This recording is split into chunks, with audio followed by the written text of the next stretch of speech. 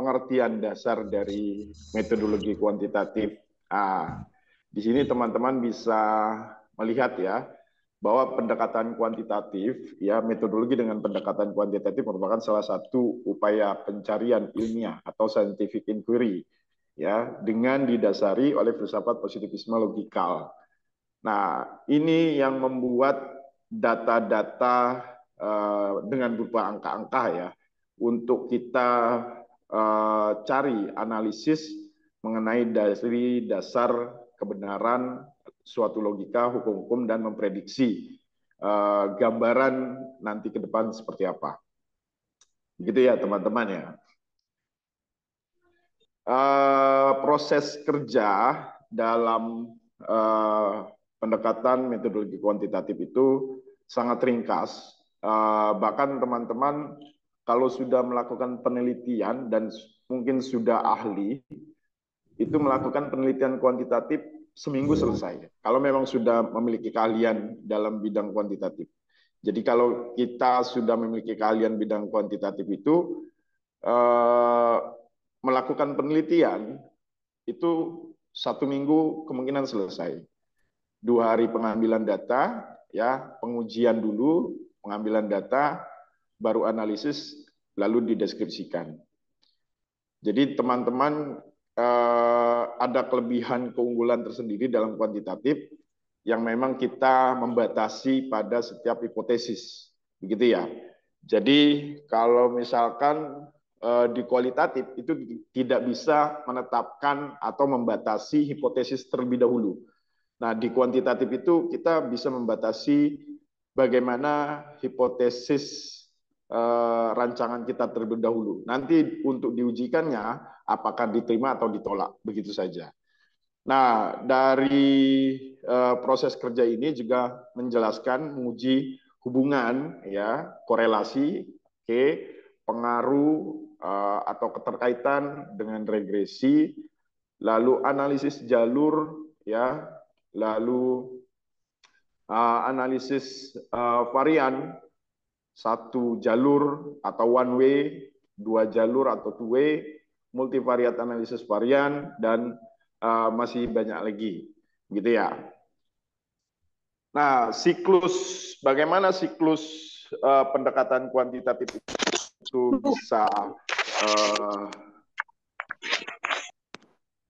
bisa bekerja. Jadi dari siklus inilah teman-teman memiliki gambaran bagaimana siklus penelitian metodologi dengan pendekatan kuantitatif. Yang pertama ini dimulai dari permasalahan. Ya, kalau kita berbicara tentang penelitian, maka yang pertama kita lihat atau kita gagas atau yang kita temukan atau fenomena yang terjadi, permasalahan seperti apa. Dari permasalahan tersebut, maka teman-teman akan memiliki tujuan untuk menyelesaikan permasalahan tersebut. Gitu ya. Lalu dibangunlah dengan identifikasi masalah, ya, rumusan masalah, tujuan penelitian, manfaat penelitian, dan sebagainya. Nah, perbedaan kuantitatif dan kualitatif yang tadi sudah saya jelaskan, kalau di penelitian pendekatan kuantitatif, ini kita bisa merancang atau menggagas hipotesis terlebih dahulu. Begitu ya. Jadi kita membatasi dengan hipotesis awal bahwa penelitian kita akan mengarah pada pembatasan hipotesis tersebut. Nah, kalau di kualitatif kita tidak bisa membatasi hipotesis karena kita akan melihat dari hasil triangulasi data, baru kita menganalisis dari hasil konklusinya, baru kita bisa menimbulkan suatu hipotesis, begitu ya. Nah, untuk setelah kita membatasi hipotesis tersebut, maka kita mengambil data, mencari data, menganalisis dan sebagainya, ya. Lalu menginterpretasikan apakah penelitian yang kita lakukan memiliki pengaruh atau tidak, misalkan memiliki hubungan atau tidak. Nah, apakah hipotesis itu diterima atau ditolak? Signifikan atau tidak signifikan? Seperti itu ya, teman-teman ya. Oke, selanjutnya, nah ini mungkin kemarin sudah dibahas ya. Tadi Bu Dewi Anggreni juga menjelaskan kualitatif itu sudah dibahas. Jadi saya membahas tentang kuantitatifnya saja.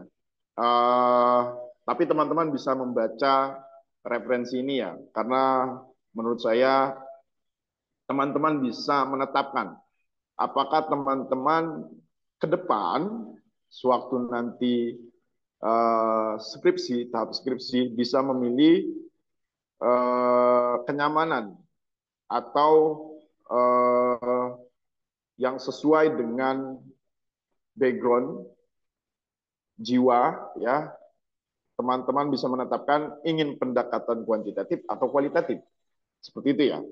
Nah, ini salah satu referensi yang memang bisa menetapkan kesungguhan teman-teman untuk memilih kuantitatif atau kualitatif. Jadi dalam perbedaan kuantitatif dan kualitatif itu ada 16 perbedaan ya yang sudah saya rangkum. Nanti teman-teman mungkin bisa membaca lebih detail. Yang pertama,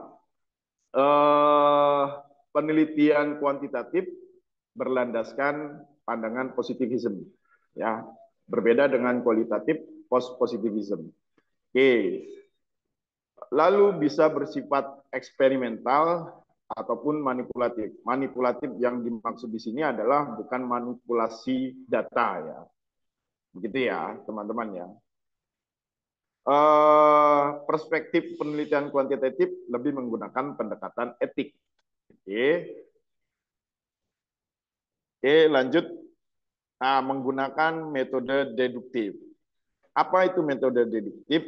Penetapan variabel. Jadi teman-teman dalam menetapkan variabel dengan pendekatan kuantitatif itu harus pasti ya, karena ini berpengaruh juga pada desain penelitian yang teman-teman bangun.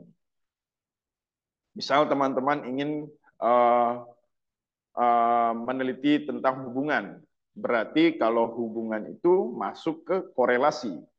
Nah, hubungan kecerdasan matematik siswa, hubungan kemandirian dengan sikap agamis, misalkan ya. Kalau teman-teman ingin lebih apa ya, mengembangkan ragam, itu bisa saja. Yang penting teman-teman memahami setiap variabel, mana yang bisa dijadikan variabel bebas dan mana yang bisa dijadikan variabel tetap. Seperti itu ya. Oke, yang kelima,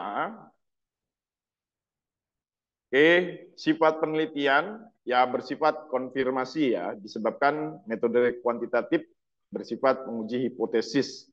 Oke, bentuk pengumpulan data. Nah, di sini tadi ada kuesioner tertutup, kuesioner kombinasi, wawancara terstruktur, dan observation. Ada juga yang menggunakan dengan hasil tes. Ada juga yang menggunakan dengan dataset. Dataset itu seperti apa? Misalkan ada lembaga atau peneliti lapangan yang mengumpulkan data-data tersebut. Nah, data itulah yang memang data baku yang memang sudah diambil oleh pihak ketiga. Oke, lalu kita yang menganalisis. Itu dataset yang memang telah dikumpulkan. Misalkan di Badan Penelitian Statistik ada beberapa data-data pada bidang-bidang tertentu di seluruh Indonesia. Nah, teman-teman bisa mengambil data tersebut lalu menganalisis data tersebut. Oke, instrumen penelitian menggunakan tes, angket, wawancara terstruktur. Oke, hubungan peneliti dengan sampelnya memiliki jarak ya. Jadi tidak seperti di kualitatif karena harus bisa menggali informasi-informasi penting ya kepada setiap responden. ataupun informan, seperti itu ya. Eh, Pengambilan sampel sebagian besar menggunakan sistem random sampling, tapi tidak menutup kemungkinan teman-teman bisa menggunakan teknis-teknis yang ada di non-probability sampling. Jika teman-teman melakukan penelitian kuantitatif eksperimen. Seperti itu ya. Jadi eh, ragam kuantitatif ini bukan hanya survei saja, tapi ada survei, ada eksperimen, dan ada penggabungan antara survei maupun eksperimen. Nanti kita akan bahas lebih lanjut. Oke, data, kumpulan data berupa angka, dan pengukurannya menggunakan statistik. Oke, analisis data atau analisa data, penelitian kuantitatif bersifat deduktif, lalu menguji empiris ya terhadap teori yang ada. Oke, menurut desain, metode ini berciri spesifik rinci ditentukan sejak awal. Oke, yang tadi saya katakan, teman-teman bisa menggunakan desain yang kalian ingin tetapkan. Kalian ingin masuk menetapkan ke survei atau ke eksperimen atau campuran dari survei maupun eksperimen. Gitu ya. Oke, terkait ragam-ragam, nah ini teman-teman bisa melihat pada pendekatan metodologi kuantitatif ada survei yang tadi saya sempat bahas sedikit ya. Ada korelasi, ada regresi, ada path analysis, ada di eksperimen itu ada komparatif, membandingkan ya, membandingkan misalkan media pembelajaran A dengan yang B, membandingkan dengan model pembelajaran A dengan B, ya, membandingkan hasil belajar kelas A dengan B dengan pendekatan pembelajaran A misalkan, seperti itu ya. Ada analisis varian satu jalur, ya, lalu ada analisis varian dua jalur. Kalau di publikasi biasanya pada analisis varian satu jalur itu bisa dikatakan juga ANOVA, ya. Kalau di luar negeri ya, kalau di dalam negeri biasanya ANAVA. Oke, di apa namanya di multivariat analisis jalur itu kalau di dalam negeri disebutnya MANAVA, tapi kalau di luar negeri itu disebutnya MANOVA, multivariat analisis varian ya. Nah, untuk penggabungan atau mix antara survei dan eksperimen, teman-teman bisa menggunakan analisis kovarian dan multivariat analisis kovarian. Nah, apa sih macam-macam ragam ini? Nanti mungkin teman-teman bisa mencari tahu atau menambah pengetahuan. Apa sih korelasi? Apa sih regresi? Apa sih path analysis? Lalu komparatif, analisis varian satu jalur, dua jalur, multivariat analisis jalur, dan seterusnya. Nah, pada penelitian kuantitatif, analisis yang pertama, mungkin teman-teman setelah mendapatkan data ya, yang paling terpenting adalah deskriptif statistik, ya, baik yang bersifat data-data mean, median, modus, simpangan baku, varian, seperti itu ya. Lalu selanjutnya ada uji persyaratan analisis data. Nah, kalau survei itu harus normalitas dan linearitas. Jika pendekatan kuantitatif menggunakan eksperimen, itu data tersebut harus normalitas dan homogenitas, baru bisa dilakukan uji hipotesis. Gitu ya. Jadi kalau misalkan salah satu tidak normal ataupun tidak linearitas pada uji persyaratan analisis data, maka tidak bisa dilakukan uji hipotesis atau uji lanjut. Oke, yang tadi saya jelaskan, uji hipotesis disesuaikan dengan pendekatan desain penelitian yang telah ditetapkan. Jadi berdasarkan gambaran yang tadi teman-teman lihat di sini, nah itu berpengaruh pada hipotesisnya. Seperti itu ya. Oke, saya akan masuk ke populasi sampel. Mungkin teman-teman sudah memahami ya,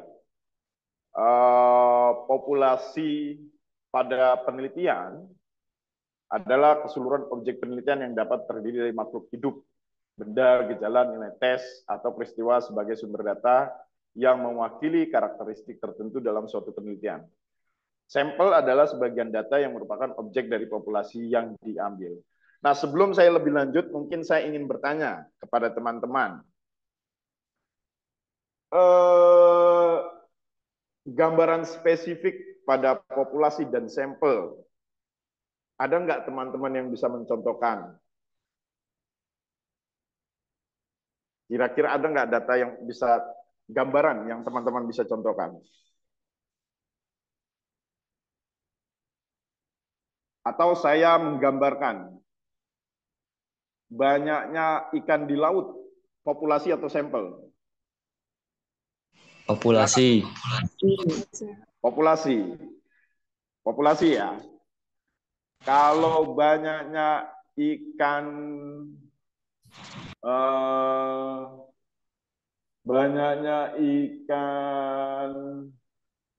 kerapu di laut.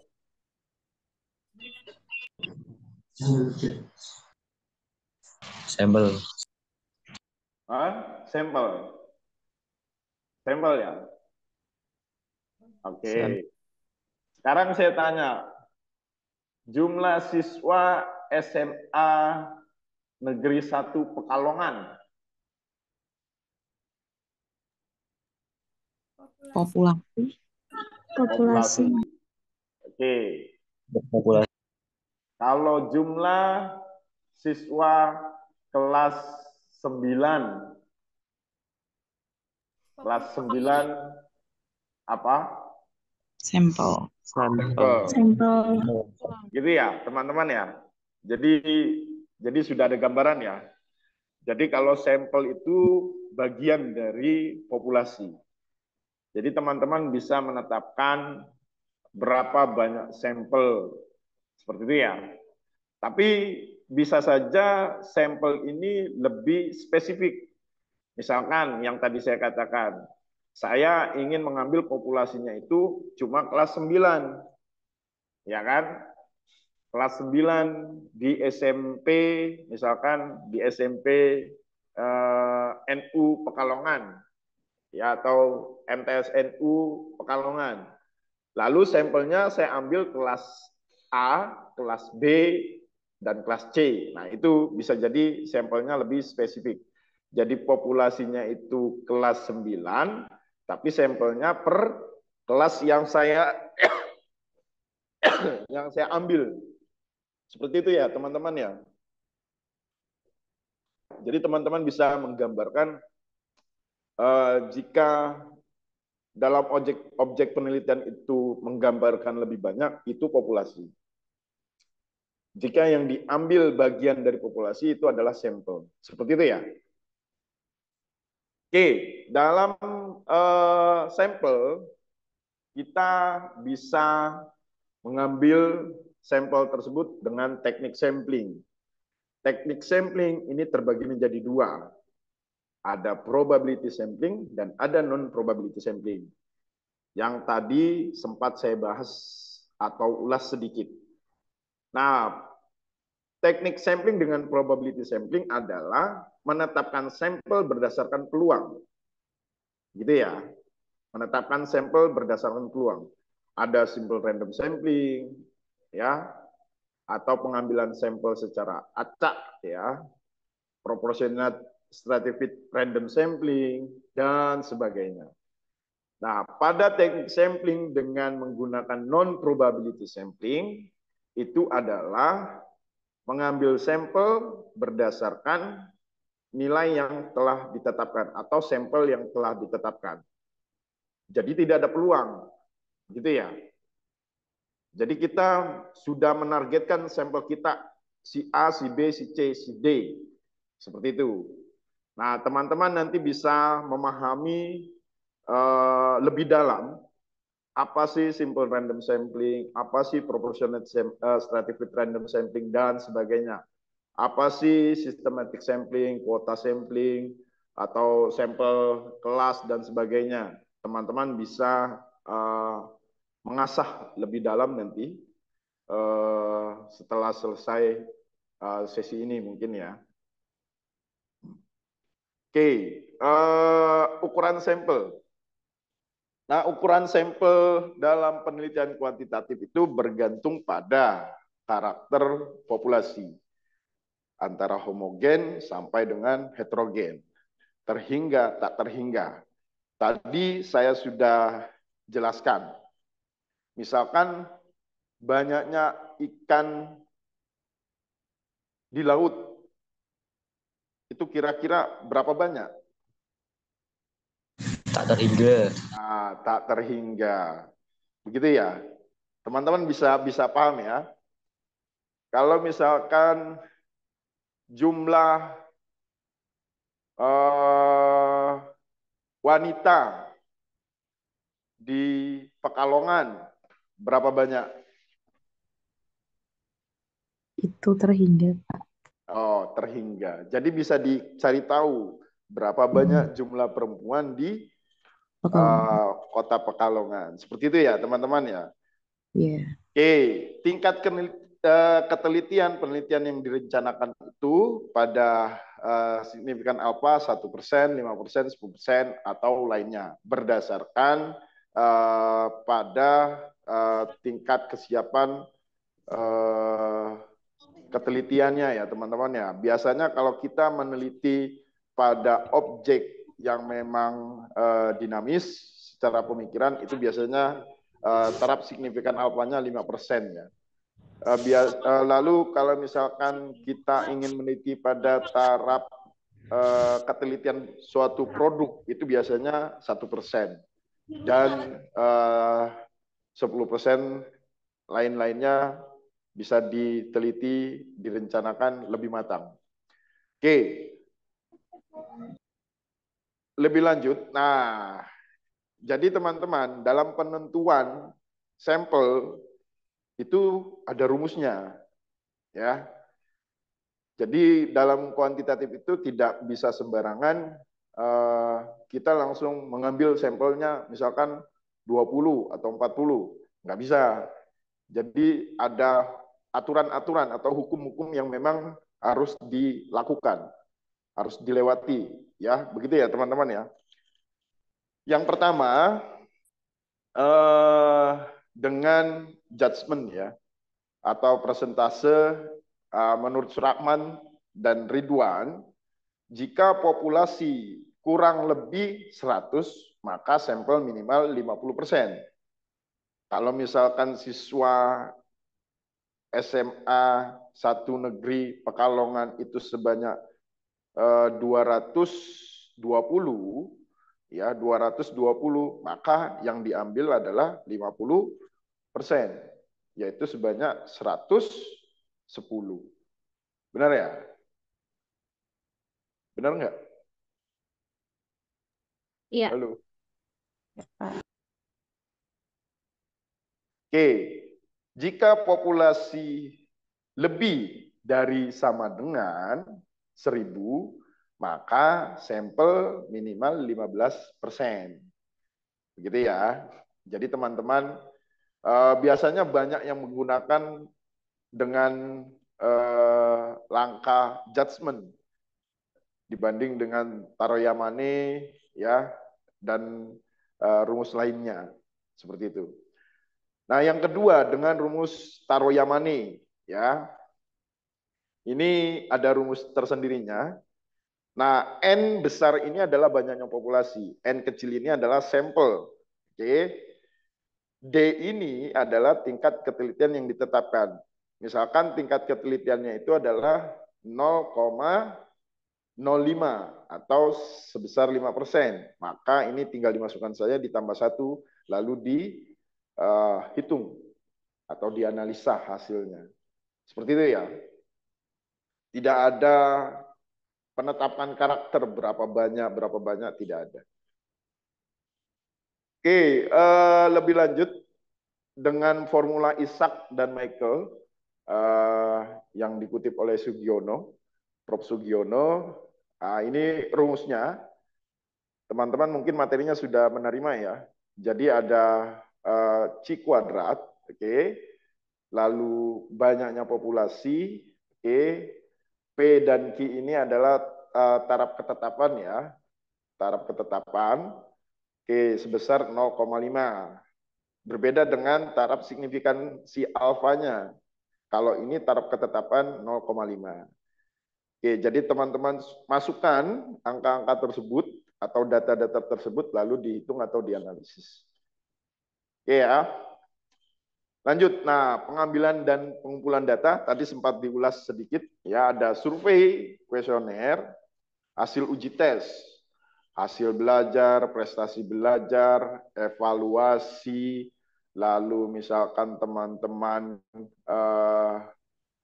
mencari bagaimana pemikiran kritis atau kemampuan abstraksi atau critical thinking dan sebagainya. Atau misalkan teman-teman ingin mengukur pada skala sikap ya. Itu teman-teman skala sikap skala keterampilannya ya. Nah, itu teman-teman bisa melakukan. Yang tadi dataset juga saya sudah ulas ya. Dataset yang memang sudah didapat dari beberapa lembaga ataupun peneliti lapangan, begitu ya. Wawancara terstruktur. Nah, wawancara yang ada di pendekatan kuantitatif dan kualitatif itu ada perbedaan sedikit. Jadi teman-teman sudah punya beberapa rubrik ya. Wawancara terstruktur. Misalkan jawabannya ya, tidak. Seperti itu ya.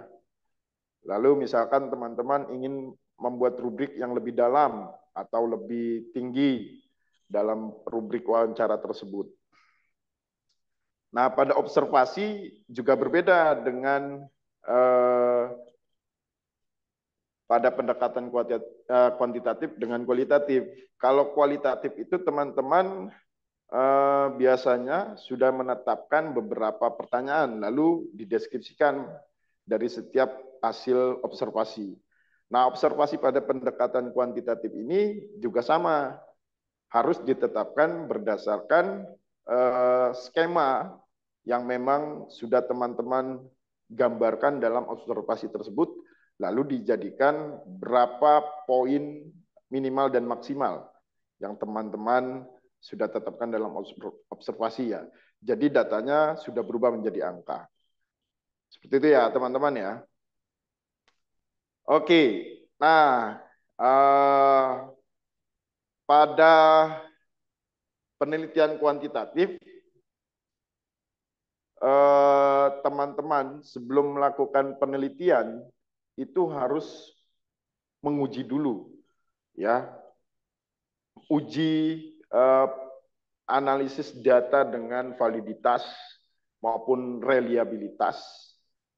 Ada lagi sebenarnya, ada uji daya beda, ada uji daya, uji tingkat sukar.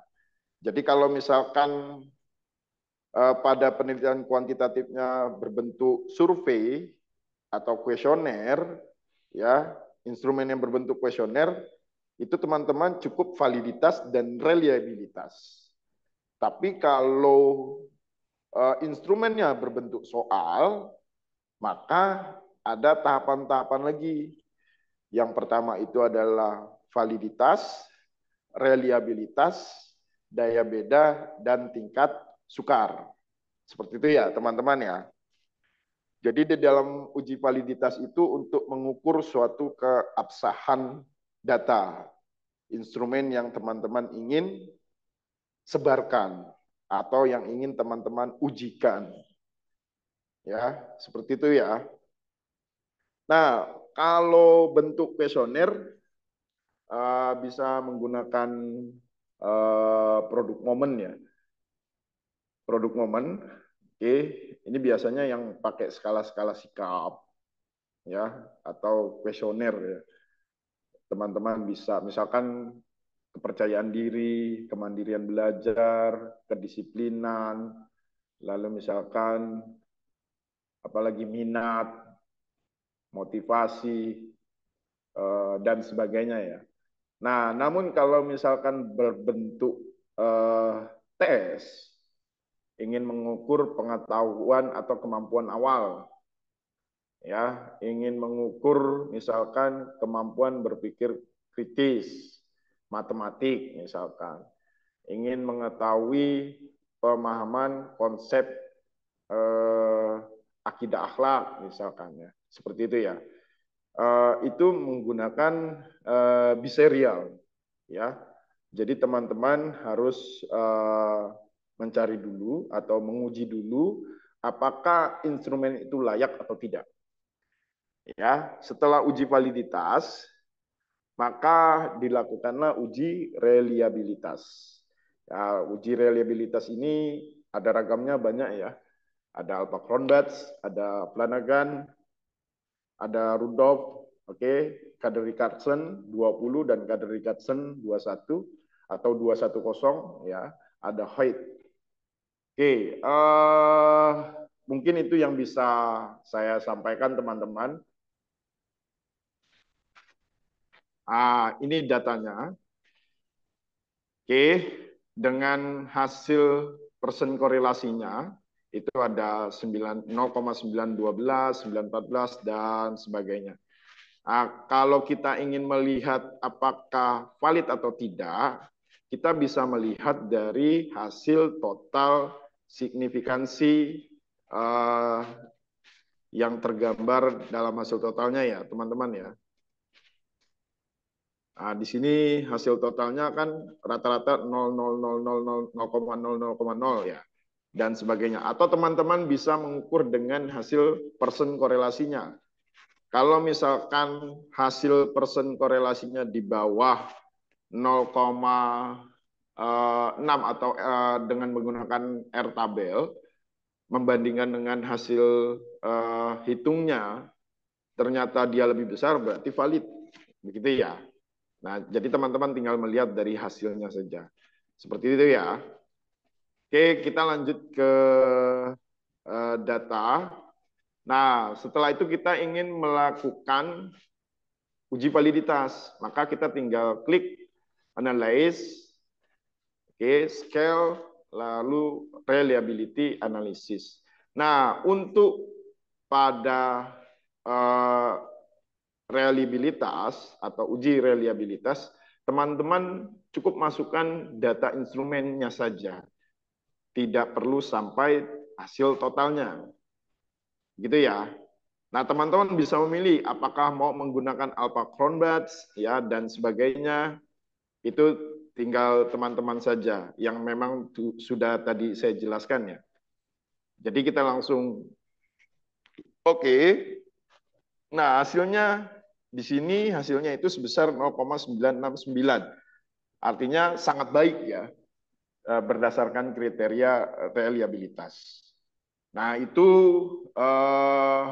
jadi kalau misalkan instrumennya semuanya valid atau baik semuanya, itu instrumennya bisa kita terima. Artinya data tidak perlu kita ubah, revisi atau hilangkan. Gitu ya teman-teman ya. Ada satu penambahan praktikum yang mungkin ini berguna untuk teman-teman ya. Jadi ini saya hapus dulu. Saya hapus yang mungkin bisa berguna teman-teman buat teman-teman yang ingin melakukan penelitian dengan kuantitatif ya. Jadi saya hapus dulu semua datanya.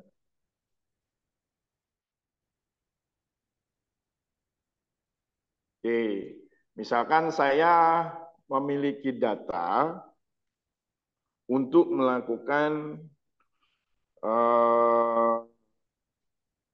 uji regresi berdasarkan data yang saya miliki.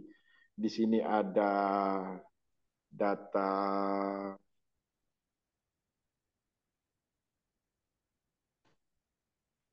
ada kemampuan analisis ya, teman-teman ya.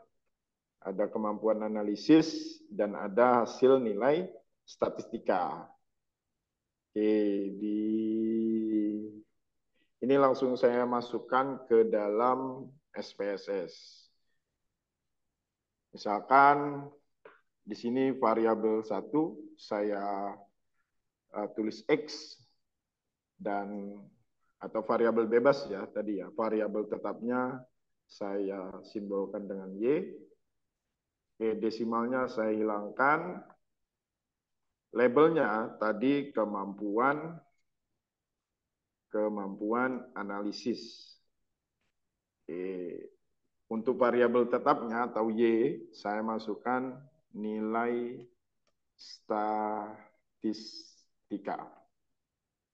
Oke, lalu saya ingin input data pada variabel X-nya. Ini saya copy dulu datanya. Nah, saya inputkan ke variabel X. Oke. Lalu variabel Y-nya saya copy juga.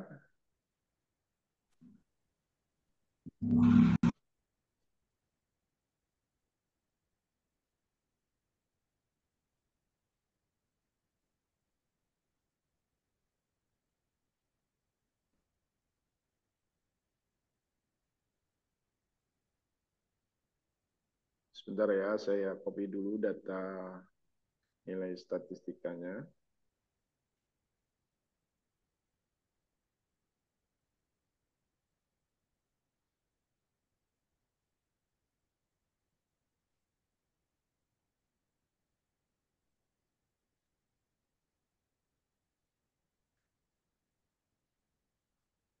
Oke, saya input. Nah, yang pertama dalam penelitian kuantitatif dengan desain regresi, ya. Ini yang biasanya digunakan di S1 ya. Oke, yang pertama adalah kita mencari deskriptif statistik terlebih dahulu. Teman-teman tinggal klik analyze, deskriptif statistik, oke, frekuensi, oke, lalu masukkan seluruh variabel, oke, lalu kita pilih ya. Ini pilih yang pertama ya, statistik. Kita centang mean, median, modus, sum, standar deviasi, variance, range, minimum, maksimum, squamous, dan kurtosis. Kita continue, kita pilih chartnya menggunakan histogram. Lalu kita checklist show normal curve on histogram. Mas Anggun mohon izin. Tampilan layarnya small, jadi prosesnya nggak nampak. SPSS-nya? Iya. Oh, gini ya. Saya gedein dulu berarti ininya. Atau dari ulang? Terlihat nggak, Bu Dewi? Belum, Mas. SPSS-nya belum tampak?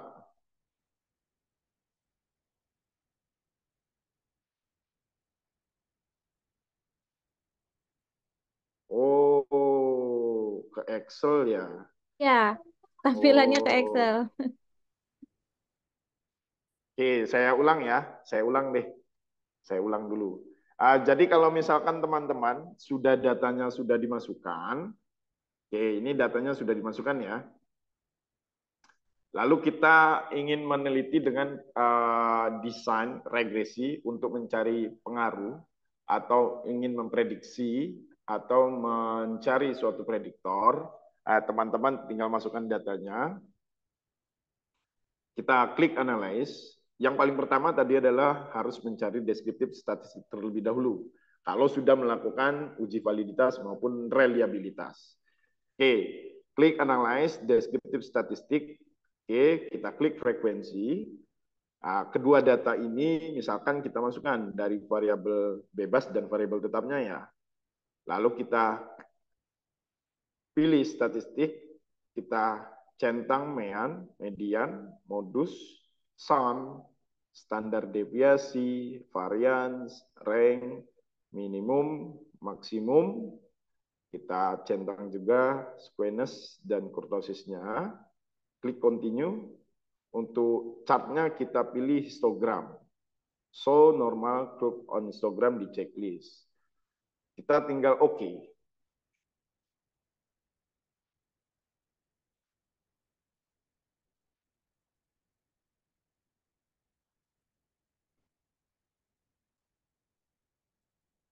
Terlihat nggak ya outputnya ya, Bu Ya, Dewi? nampak. Nampak ya? Cuma memang masih proses ya. Masih proses, teman-teman. betul.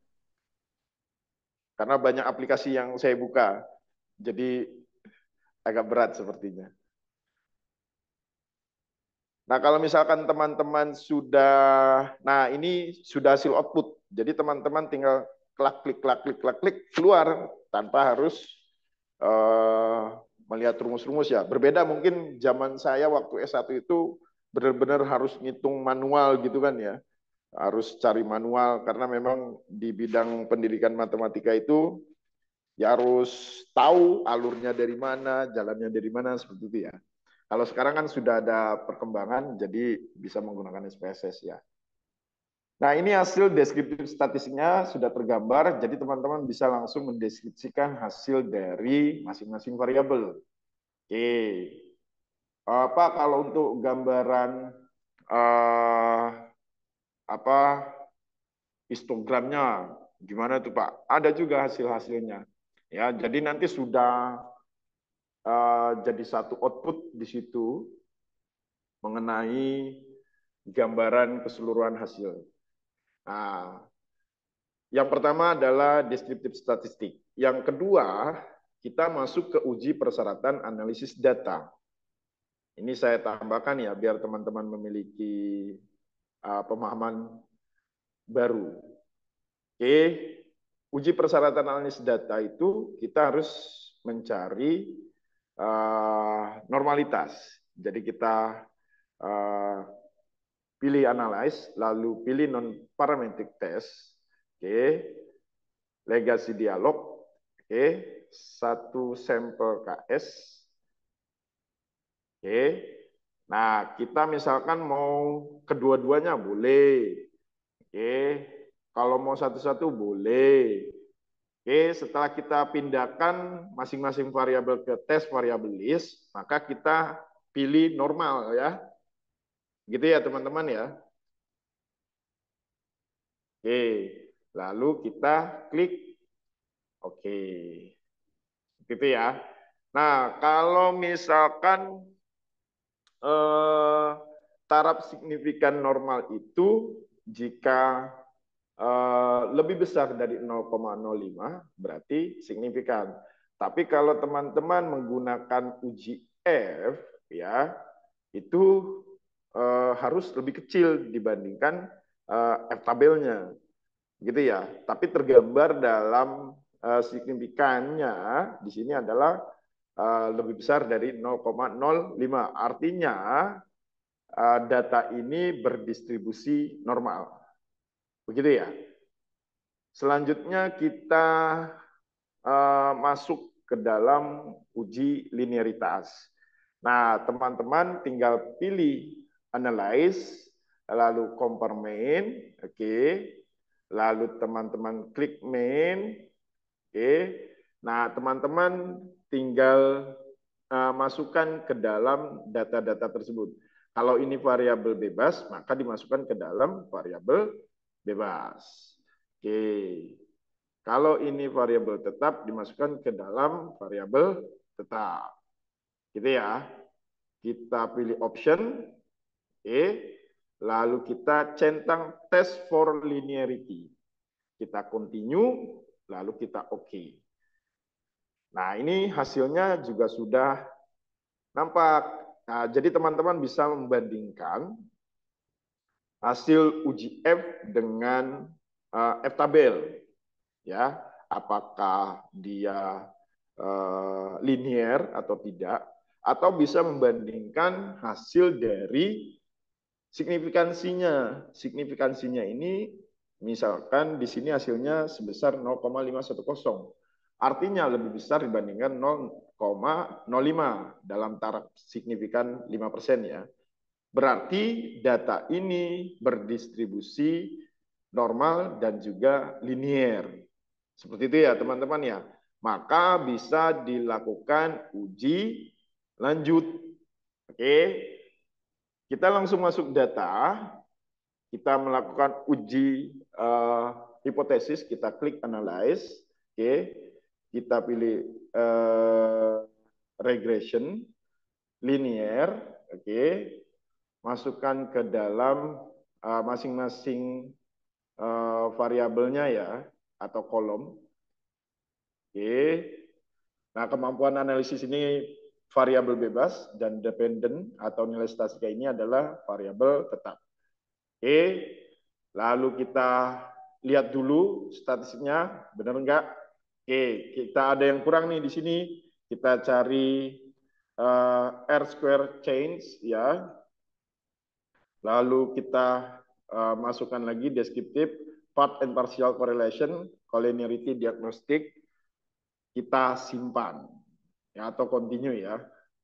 Lalu misalkan teman-teman ingin mencari normalitas galat.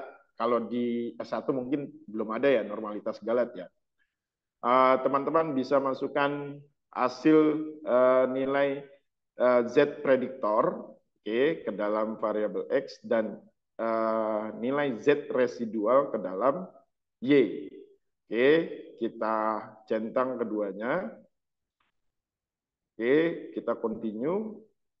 Kita save unstandarized dan standarized-nya. Kalau mau mencari normalitas galat ya. Continue, oke. Lalu kita klik OK. Nah, di sini sudah nampak ya hasil dari semua uji korelasi, uji regresi, dan keseluruhannya. Jadi teman-teman bisa langsung memasukkan. Nah, ini koefisien korelasi, ini collinearity diagnostiknya. Nah, ini hasil ujinya, hipotesisnya. Jadi hasil regresinya itu sebesar 827,175. Artinya tinggi ya. Dari persentase yang diberikan atau diberikan kontribusinya sebesar berapa tuh 51%, 0,82 ya. Seperti ini. Nah, untuk uji hipotesisnya bisa teman-teman bandingkan dengan F hitung dengan F tabel atau membandingkan dengan nilai signifikansinya. Oke, teman-teman, mungkin itu yang bisa saya berikan kepada teman-teman dalam sesi hari ini. Cukup ya, teman-teman ya? Terima kasih Pak Anggun. Pak Anggun mungkin ini ya, karena tidak semua teman semuanya. Sebelum saya close, boleh dinyalakan kameranya masing-masing. Kita ambil picture.